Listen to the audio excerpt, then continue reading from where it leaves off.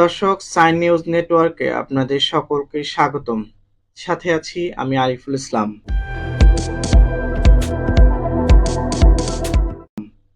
বিমান ছিনতাইয়ের গল্প নিয়ে নির্মিত হয়েছে বহু চলচ্চিত্র, কিন্তু বাস্তবে কেমন সেই পরিস্থিতি?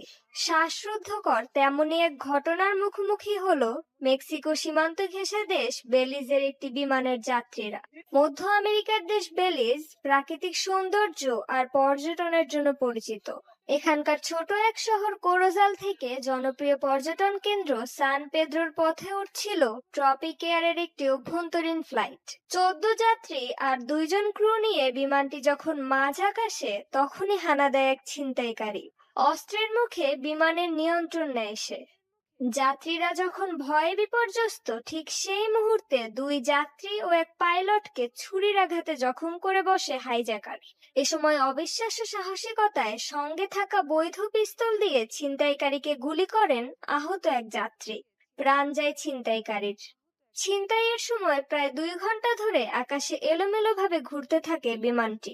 একটি পুলিশ হেলিকপ্টারও পিছু নেয় এর।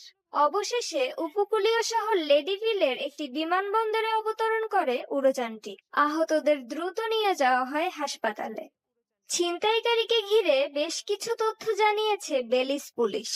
তাদের দাবি, মার্কিন নাগরিক আকিনিয়েলা টেইলর ছিলেন যুক্তরাষ্ট্রের সাবেক সামরিক সদস্য।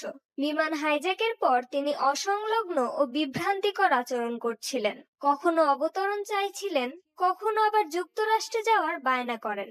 তবে তার আসল উদ্দেশ্য এখনো স্পষ্ট নয়। চলছে তদন্ত।